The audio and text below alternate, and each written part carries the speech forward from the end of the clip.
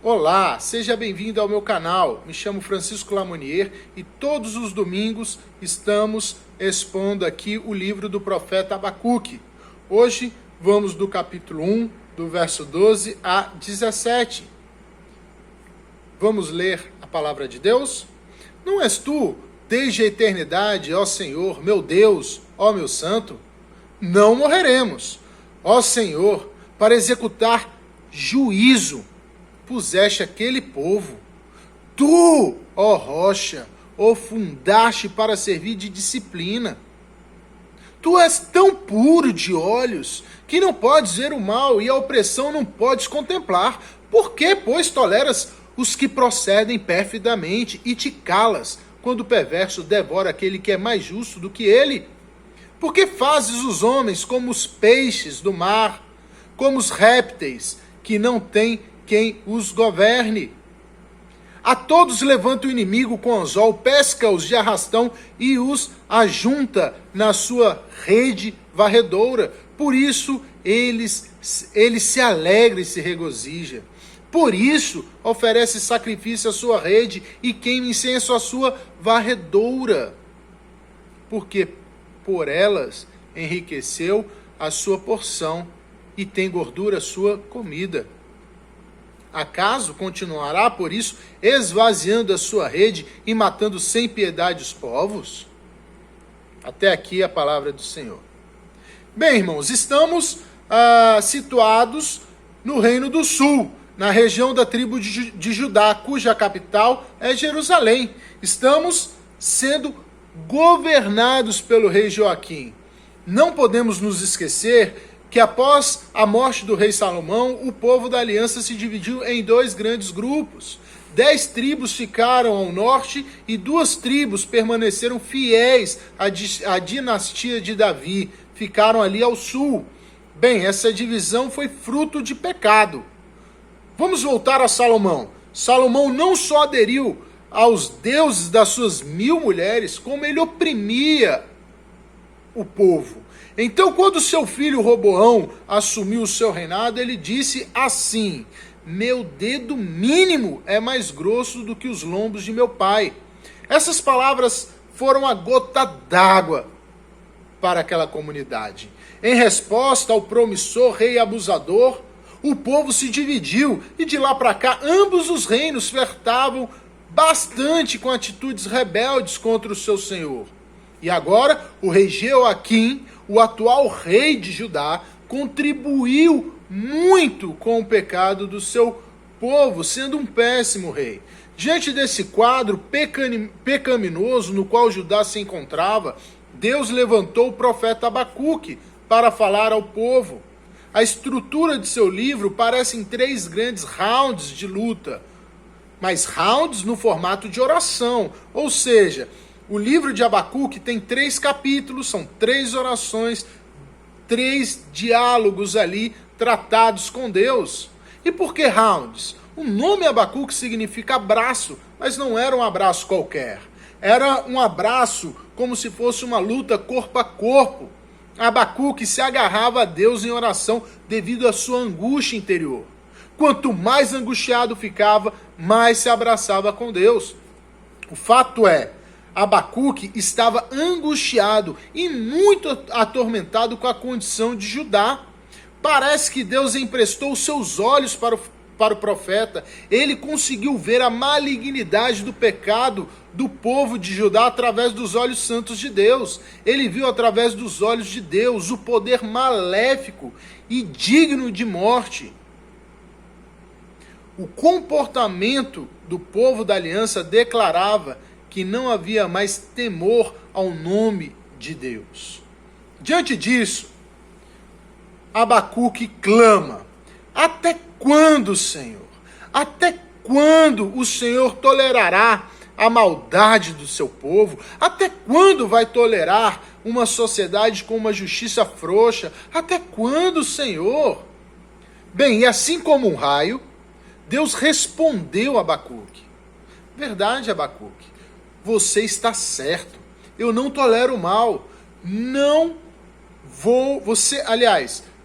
Você não imagina como vou agir. E se eu lhe contar, você não vai acreditar no que eu estou para fazer. A resposta pegou o profeta de surpresa.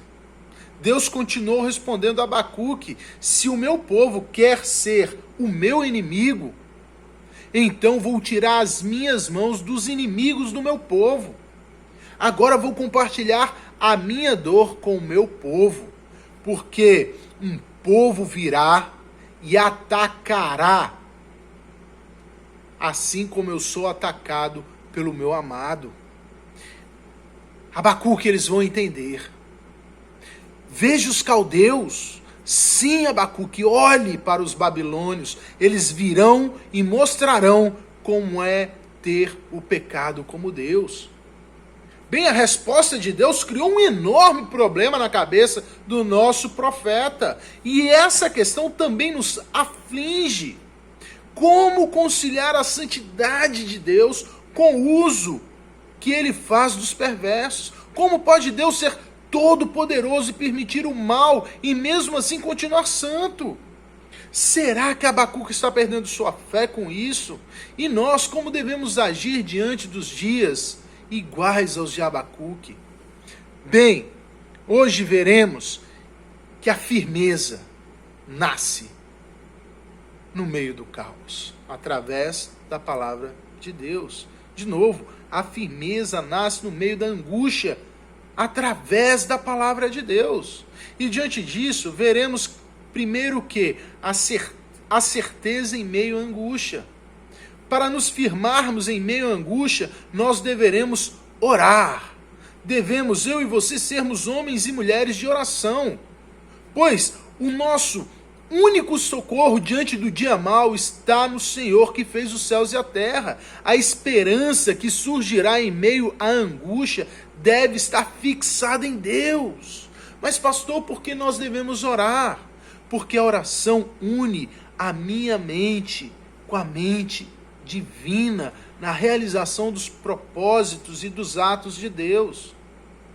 Naturalmente, eu e você, nós não contribuímos com sabedoria ou poder no governo de Deus.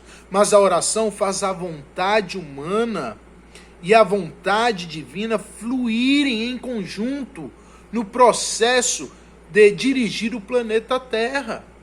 Todo o poder e a glória pertencem a Deus, mas Ele quer que, por meio da oração, sejamos participantes nas decisões aqui na terra. A oração bíblica nos coloca direto e de acordo com a vontade de Deus, mas ela precisa ser bíblica. Veja aí o verso 12: não és tu desde a eternidade, ó Senhor, meu Deus, ó meu santo. Irmãos, sabe o que é mais impressionante em todo esse quadro? É que Abacuque travava as suas lutas, a sua batalha no campo da oração. E veja, não é uma oração qualquer. Não é uma oração qualquer, porque não há oração sem a palavra de Deus. Sem a palavra de Deus não há oração. Por isso, o profeta conseguia orar no meio desse caos todo. O profeta ora, ele lamenta, mas não murmura. Porque murmurar, guarde isso no seu coração, não é atitude de crente. Aquele que consegue fazer da sua oração lamento, sabe com quem está lidando na oração. E se estamos na presença de Deus, não há outra coisa senão adoração. A lamentação são palavras dolorosas que vêm do âmago da nossa dor, mas são palavras que também adoram a Deus. Mesmo cheio de angústia, nós adoramos a Deus. Veja novamente, não és tu desde a eternidade, ó Senhor, meu Deus, ó meu santo. Abacuque estabelece então alicerces para a sua esperança. No meio da sua dor, ele lamenta, estabelecendo 3 alicerces, onde a sua esperança poderá repousar. Então, 3 grandes verdades são estabelecidas aqui, no meio da angústia? Abacuque, mesmo incomodado, ele finca a estaca da aliança.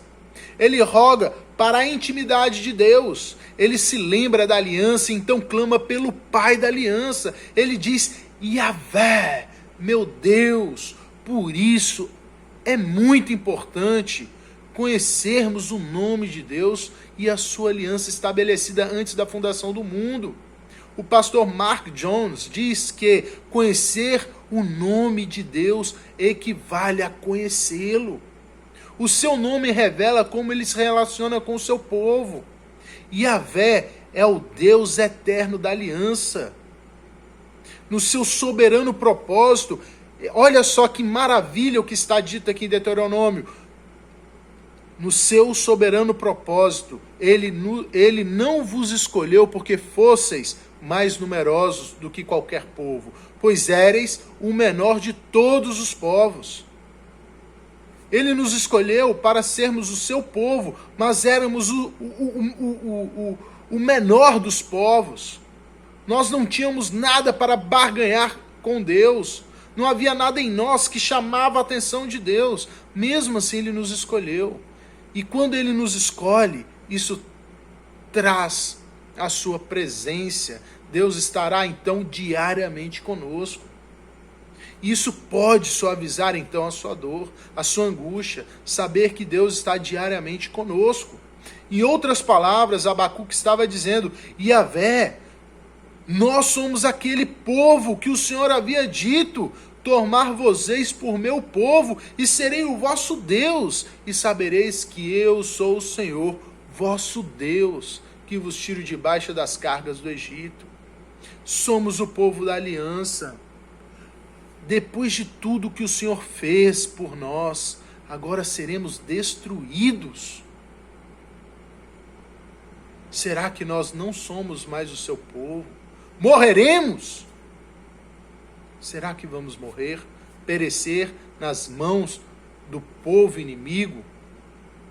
Abacuque vai estabelecendo então os alicerces bíblicos em sua oração para não perecer em meio à angústia.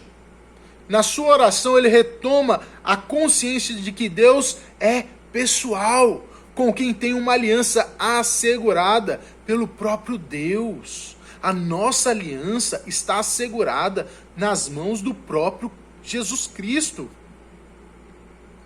Isso nos traz muita paz. E também um outro alicerce. Estamos diante então de um Deus infinito. Veja aí, no verso 12, não és tu desde a eternidade. Irmãos, guardar essa verdade na consciência, essa verdade é demais para nós. Ser consciente de que estamos diariamente diante do Deus eterno, isso traz tormento e descanso. Olha, traz tormento porque estamos diante de um Deus que não tem começo, meio e fim. Isso quer dizer que nada pode mudá-lo, porque o nosso Deus não é afetado pelo tempo. Aliás, Ele criou o tempo, mas nós somos afetados pelo tempo. Porque eu e você, nós temos começo, meio e fim. Pessoas ficam tristes quando o tempo ceifa a vida de entes queridos. O tempo nos muda. Com o tempo, amadurecemos. Mas Deus, não, Deus é imutável. Nossas orações não mudam a Deus. Ele tem o presente, o passado e o futuro acontecendo simultaneamente diante dos seus olhos. O fato de Deus não mudar, isso quer dizer que eu agora tenho que me enquadrar na vontade imutável de Deus. Porque quem é mutável sou eu.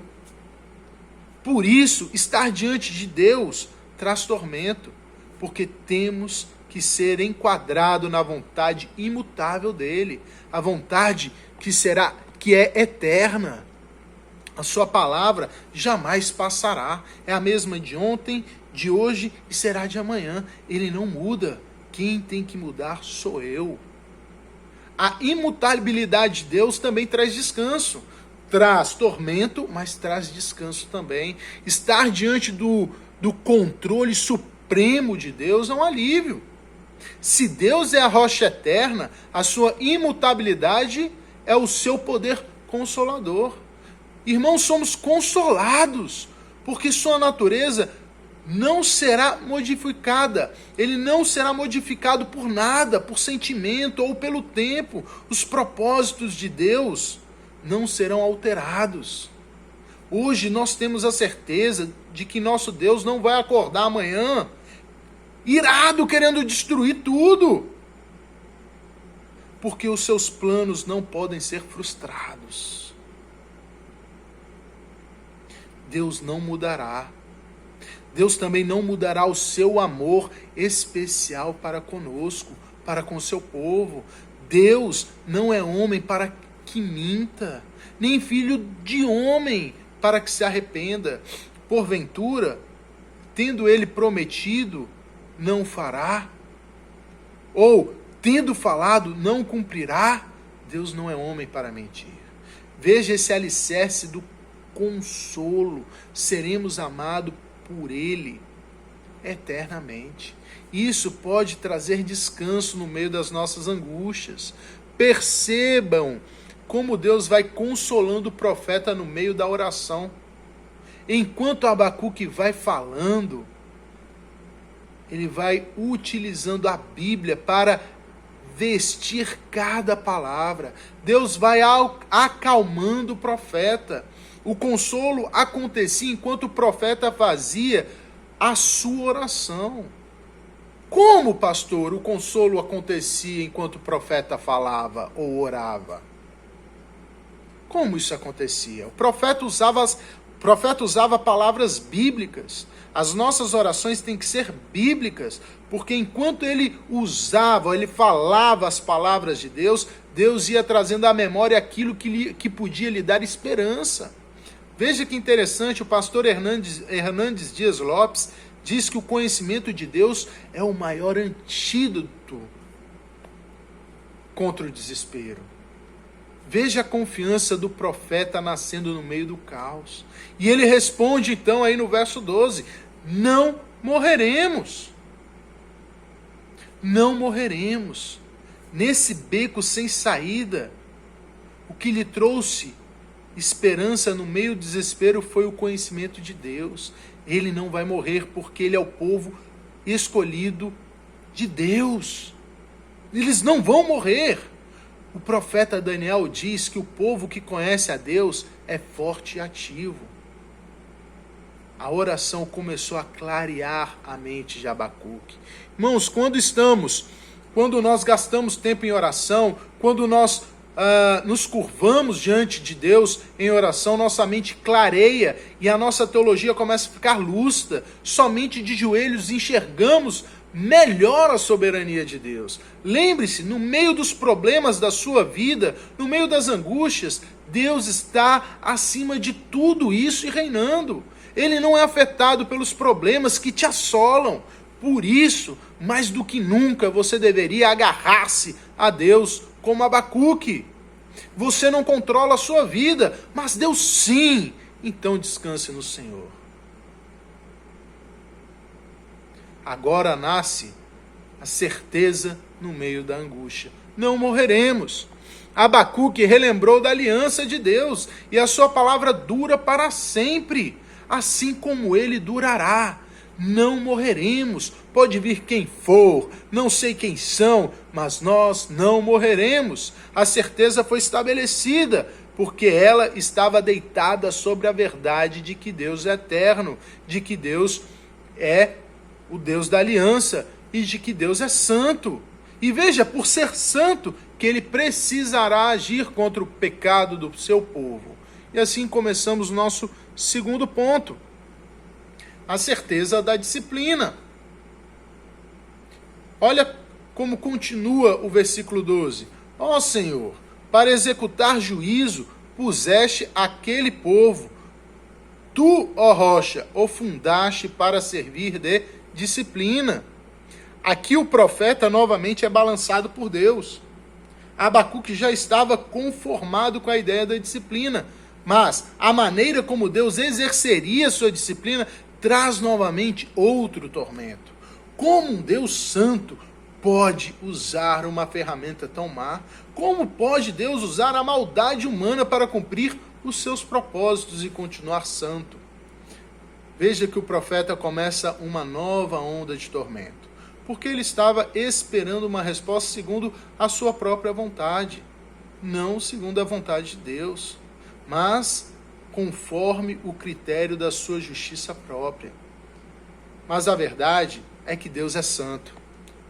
A resposta de sua angústia ainda estava nas próprias palavras do profeta. A santidade está em completa oposição ao pecado. Deus está separado do pecado.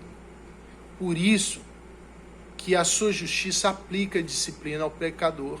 Chamamos isso de justiça retributiva. Deus retribui ao pecador sua disciplina. Judá era o povo de Deus. Por isso, Deus tinha que fazer alguma coisa, pois o seu povo não conseguia fazer mais nada. Devido ao pecado, o povo não tinha mais força para voltar-se a Deus. Então, uma cláusula da aliança de Deus é acionada. Qual? A justiça retributiva. Se o povo não andasse conforme aquilo que Deus havia estabelecido, ele deveria arcar com as consequências. Veja aí em Jeremias o que Deus vai nos dizer. Farei aos homens que transgrediram a minha aliança e não cumpriram as minhas palavras, vou entregá-los nas mãos de seus inimigos e nas mãos dos que procuram a sua morte. Percebam que o efeito pecaminoso de Adão ainda está em nós. Continuamos arrotando a fruta maldita comida por Adão.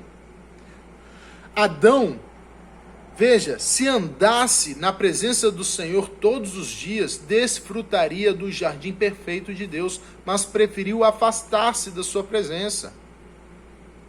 Deus, então, restabelece essa aliança com Abraão e diz: eu sou Deus Todo-Poderoso, anda na minha presença e ser perfeito. Farei uma aliança entre mim e ti multiplicarei extraordinariamente. Deus aparece restabelecendo sua aliança, dizendo que, enquanto você estiver comigo, será abençoado. Você, Abraão, que não tem capacidade de ter filho, eu lhe darei inúmeros filhos, mas para isso seja perfeito. Agora, se você não andar diante da minha face, você colherá em consequências. O povo de Judá quis as consequências. O povo preferiu, então, ao pecado. Assim somos nós, eu e você. Veja, preferimos a disciplina de Deus quando buscamos dar voz aos nossos vícios e não lutamos contra o pecado que nos escraviza. Deixamos de lutar porque o vício nos dá prazer. O pecado é prazeroso. Assim, viramos as costas para a aliança de Deus, ainda hoje. Por isso ele disciplina o seu povo. Nós ainda estamos nos voltando para a cobra e para o pecado, assim como Adão fez. Então, por mais difícil que seja, Deus disciplina. Ele diz em Levítico: se ainda com isto me não ouvirdes e andardes contrariamente comigo, eu também, com furor, serei contrário a vós outros, e vos castigarei 7 vezes mais por causa dos vossos pecados. Perceba que não é 1, 2, é 7 vezes mais. E nós podemos ver os 7 vezes mais aí no texto de Abacuque. Olha como que ele diz: por que fazes os homens como peixes do mar, como os répteis que não têm quem os governe? A todos levanta o inimigo com o anzol, pesca-os de arrastão e os ajunta na sua rede varredoura. Por isso ele se alegra e se regozija. Como Deus pode usar um povo que matava sem piedade como seu instrumento? como? Acaso continuará por isso, esvaziando a sua rede, matando sem piedade os povos? O seu povo seria pescado pela Babilônia. Apesar de Deus estar envolvido na disciplina, veja, isso aqui é muito importante, presta atenção. Apesar de Deus estar envolvido na disciplina, não é Ele quem atua diretamente afetando ao povo de Judá, mas a Babilônia. Deus pode ser, então, a causa, mas Deus nunca será o autor do mal. Ele pode ser a causa. Veja, quem agirá será a Babilônia. E é por isso que depois a própria Babilônia terá de encarar o juízo de Deus, não a disciplina, mas o juízo. A disciplina são para os filhos de Deus, mas o juízo para os inimigos. Bem, é difícil entendermos isso, eu reconheço. Isso nos traz angústia. E Agostinho vai nos ajudar. Veja o que ele diz: os caminhos da disciplina divina são secretos algumas vezes, mas nunca injustas. E veja que ele continua: as provações e os sofrimentos dos piedosos devem refiná-los e purificá-los.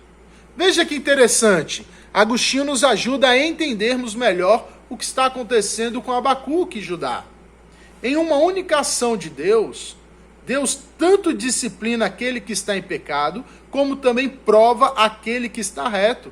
Perceba, o povo será disciplinado, mas a mesma vara usada para disciplinar o povo será usada para provar o profeta e os justos.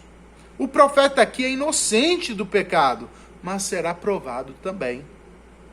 E com isso chegamos no nosso terceiro ponto de hoje, que é a certeza da provação. Vocês perceberam? A mesma ação de Deus causa no justo provação. Por isso, Abacuque estava angustiado. Ele estava sendo provado. A provação nos tira da nossa posição de autoconfiança e nos coloca em uma condição de dúvida e desespero, para que possamos encontrar ajuda somente em Deus. Se Agostinho chamou essa ação de caminhos secretos de Deus, Lutero vai chamar a provação de obra estranha de Deus. Obra alieno, obra estranha. Mas a obra estranha tem o interesse de nos causar uma única coisa, um desespero, mas o desespero delicioso. Abacuque não sabia o que fazer com a ideia de um Deus, como que o Deus Santo pode usar um povo mau para os seus propósitos. Essa ação de Deus estava lhe tirando sono. Mas o que mais estava lhe tirando sono é saber que a aprovação partiria de Deus. A aprovação sempre parte de Deus. Veja, por isso que a aprovação é considerada uma obra estranha. A aprovação, ela confunde a nossa inteligência, porque nela descobrimos que não sabemos nada. A obra estranha de Deus é a aprovação. Ela quebra a nossa lógica. Nós planejamos toda a nossa vida nos mínimos detalhes. Planejamos a nossa vida toda organizadinha. Mas não passam os nossos planos não passam de um castelinho de areia. Você pode ter feito os seus planos segundo a sua vontade, ou seja, segundo a sua imagem, e então vem Deus e refaz tudo segundo a vontade e a imagem dele. Por isso a obra estranha não nos deixa entendermos a mente de Deus. Como pode um Deus santo usar um povo que pescam nações como peixe para a maldade. Diante dessas questões, o profeta se angustiava. A sua angústia acusava a sua mente de limitação. Ele entendeu que era um ser limitado. Abacuque não estava conseguindo entender a mente de Deus. Claro, a mente divina é infinitamente maior do que a minha e do que a do profeta e do que a sua. Por isso você nunca vai entender que aquilo que Deus está fazendo, por mais difícil que seja, é bom. Porque somos limitados. Enquanto Deus tem o passado, o presente e o futuro, e consegue enxergar tudo a longo alcance, você é limitado. A aprovação sempre vai nos causar, então, estranheza, porque ela também revela que somos limitados. Irmãos, a aprovação nasce de Deus. A origem da aprovação é divina. Foi Deus quem revelou a situação de Judá para o profeta Abacuque. Agora, ele revela também como vai agir a sua providência. E essa providência podemos considerar, então, uma obra alienum. Olhe para Abraão, não é estranho Deus pedir a vida do seu próprio filho? Voltemos a Abraão. Apesar de ali não haver os 10 mandamentos, eles existiam no coração dos homens. E o próprio Abraão sabia que Deus não aceitava sacrifício humano em culto. Agora ele está pedindo o sacrifício do seu filho, o filho da aliança, o filho da promessa. Abraão não consegue entender porque Deus, quando se revela pedindo isso, parece que Deus está contra ele mesmo. Como um Deus santo pode usar um povo mau? Será que Deus está mudando de opinião com relação ao sacrifício humano? Será que Deus está mudando o seu ser? Será que Deus então é mutável? Deus não é mais santo? Você percebe o que é uma aprovação? A aprovação é uma enorme questão. É uma enorme pergunta que nós não conseguimos responder. Quando olhamos para a aprovação, só podemos dizer que Deus parece estar contra Ele mesmo. A aprovação nos coloca em uma situação estranha, porque parece que não é a Babilônia que está nos machucando, não é Satanás que está nos perseguindo, mas o próprio Deus. Parece que Deus está colocando um espinho na nossa carne. E não foi Deus que colocou um espinho na carne de Paulo? Mas Deus, por quê? Por que, Deus, estou passando por isso? Lutero vai nos ajudar, porque Lutero dizia que a única função da provação é provar a nossa obediência. Deus está provando a obediência do profeta Abacuque. Deus está provando agora mesmo a sua obediência. Isso é uma obra estranha. Não é estranho Deus pedir a Abraão que sacrificasse o seu próprio filho? E mesmo assim, ele foi obediente. Abraão foi íntegro e confiou na palavra do Senhor. É isso que nós precisamos, nos submeter à palavra de Deus. A aprovação é uma obra estranha. A aprovação é uma obra estranha. Perceba, nós somos salvos por uma obra estranha de Deus. Deus mata para trazer vida. A mesma lei que nos condena como pecadores é a lei que vai nos fazer bem-aventurados com Cristo. Veja, os dois atos procedem de Deus. A obra estranha nos abate para que percamos a confiança em nossa própria justiça, para nos apegarmos, nos abraçar, para abraçar a justiça de Cristo. Irmãos, todos os dias, eu e você, nós olhamos para a obra estranha e também nós nos entregamos por amor a ela. Irmãos, a cruz é uma obra estranha. Ela não parece uma coisa de Deus. A cruz, a obra estranha nunca parece uma coisa de Deus, mas é.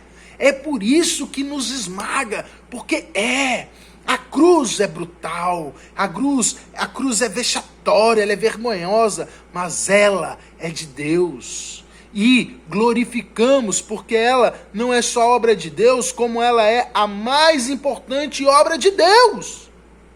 Entende como as coisas mais importantes que Deus faz pode ser estranho para nós? Entende como as coisas mais importantes que Deus faz pode ser estranho para nós? Então, como devemos agir no meio da provação?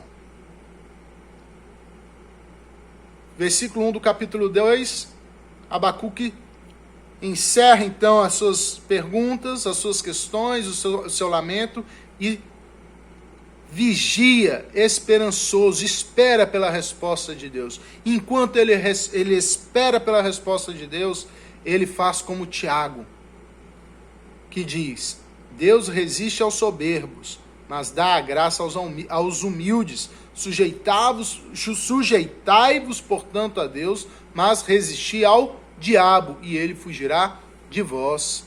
Enquanto Deus não responde, Abacuque vai se sujeitando à vontade de Deus, lendo a palavra de Deus, esperando, refletindo, decorando mais a palavra de Deus, ou seja, se submetendo à palavra de Deus, porque enquanto ele estiver se submetendo à palavra de Deus, automaticamente ele estará resistindo ao diabo, ao pecado e a ele mesmo, às suas angústias e às suas tentações. Enquanto ele resistir às suas tentações, ele automaticamente estará se submetendo à vontade de Deus.